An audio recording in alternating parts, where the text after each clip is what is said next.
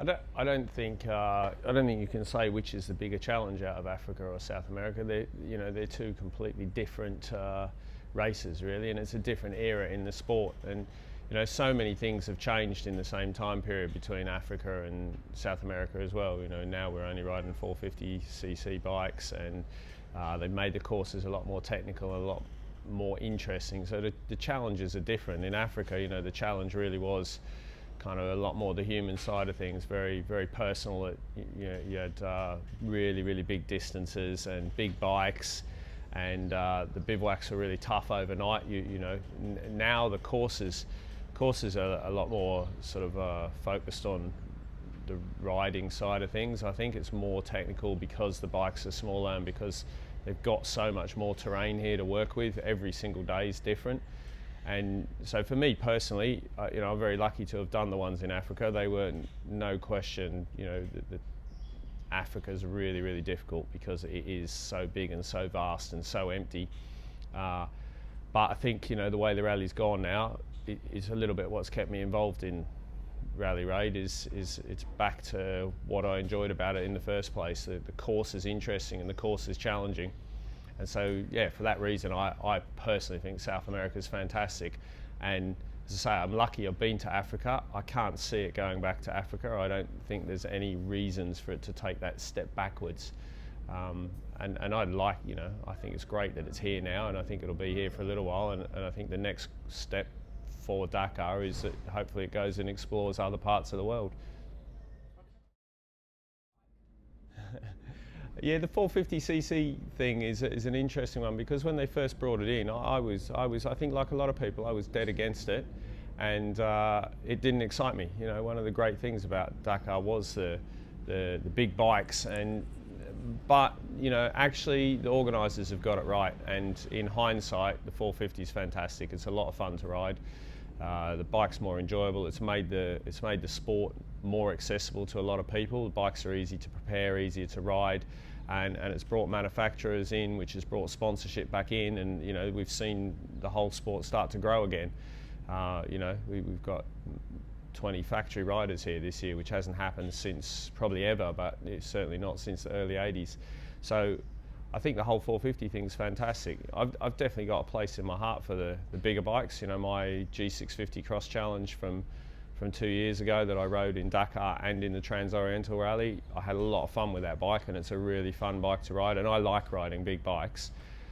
But I think we'll see that the 450's the way forward now, and again, it's a really great bike to ride. My new Husky 449, it's really enjoyable to ride, really fun to ride, and I think I'll have a new favourite by the end of this rally.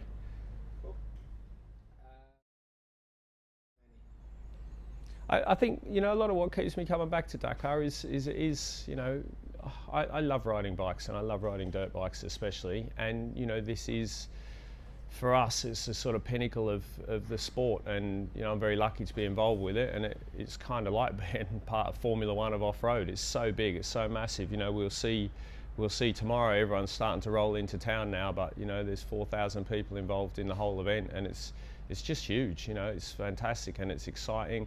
Every Dakar is different.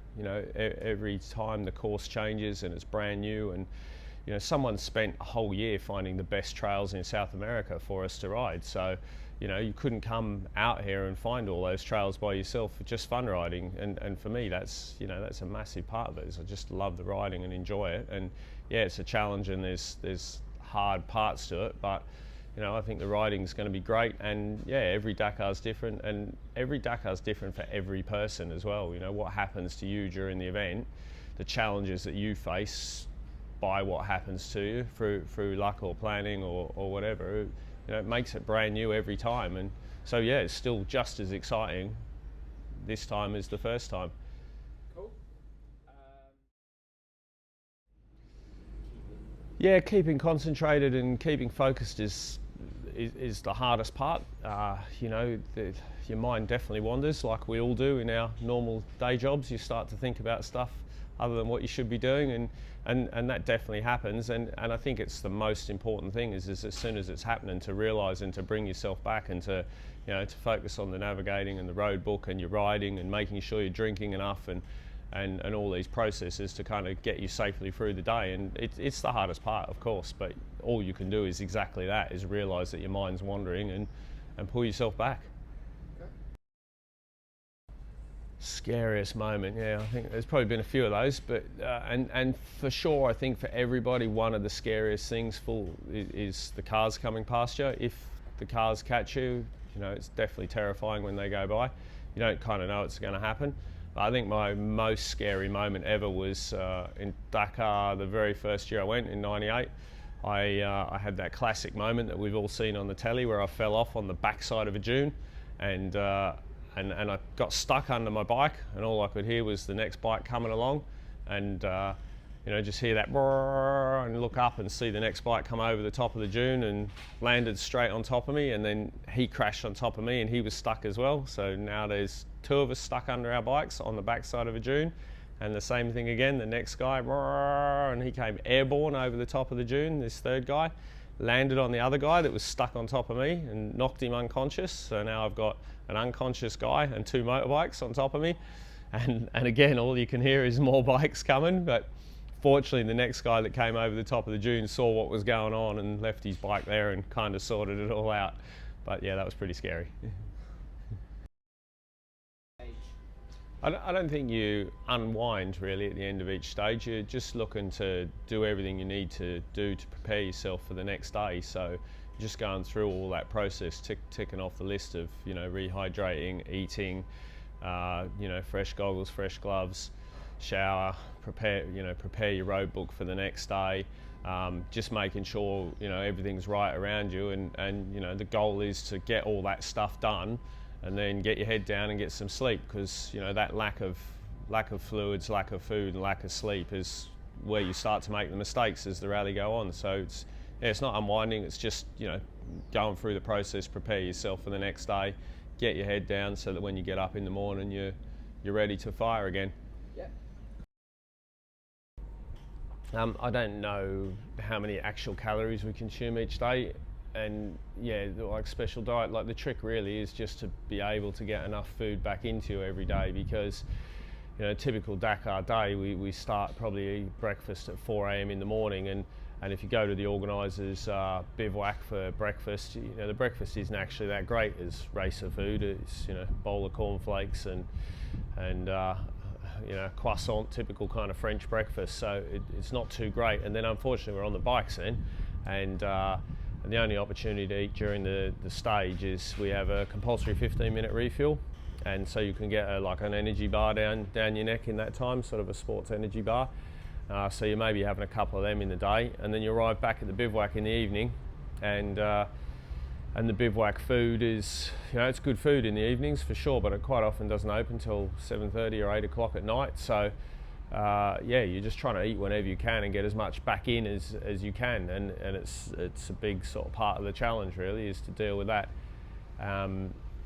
So I don't know how many calories you actually use. You're definitely going to lose weight because you're using a lot of energy every day, and you're not able to get everything back in. I think 1 to 2 stone for sure I'll lose. I think typically during the day we're probably drinking about 10 litres of water, I'd say, every day. Again, we've got a Camelback, 3 litre Camelback. You can expect to be emptying that between refills and then refill it at the fuel, so 1 or 2 fuel stops. If there's 2 fuel stops, we're straight away talking 9 litres.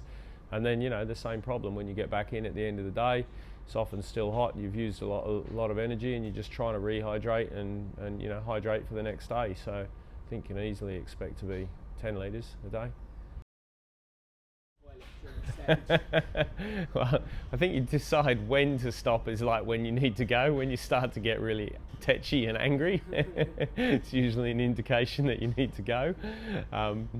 It's really great to try and watch over your shoulder and go when you can be in clear air, and not. It's so annoying if you spend ages getting past someone and you're in clear air and then you stop for a piss and end up in their dust cloud again. So that's a little bit of the game, is look over your shoulder and see if you've got space. it isn't unknown to pee your pants, but you know, it's not nice when you're going to wear them for 14 days for sure. So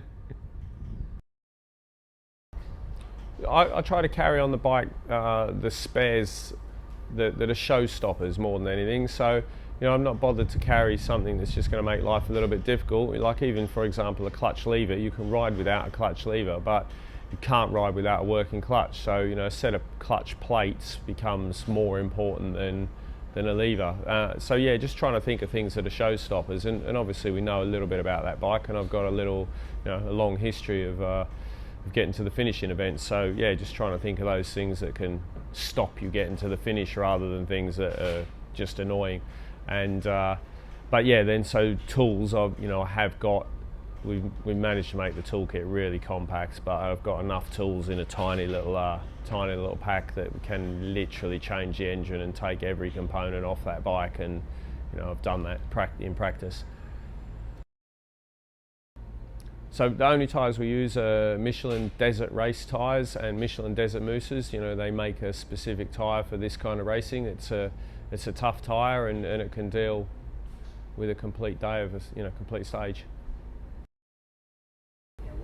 I think you know, when we talk about pre-event testing for us as a privateer team, you know, we're basically converting a standard Husqvarna TE449 enduro bike into a rally bike. So all the things we're trying to do are to make it life easier for the rider. You know, the rider's such an important part of it, and that rider's got to ride 10-12 hours a day for 14 days in a row. So it's all stuff that's designed to make the bike more comfortable and less tiring to ride.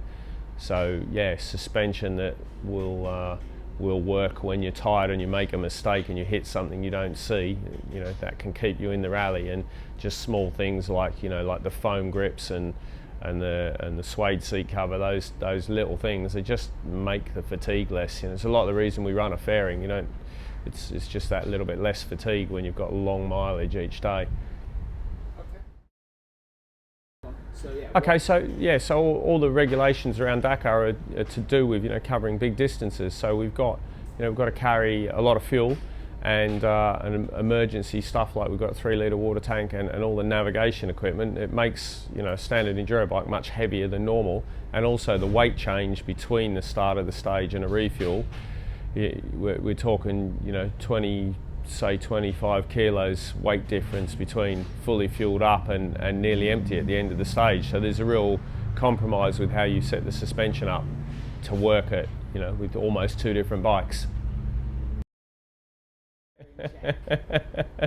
Well, I think the key point in here is we don't. This is called style by apathy. Where can I get a pair?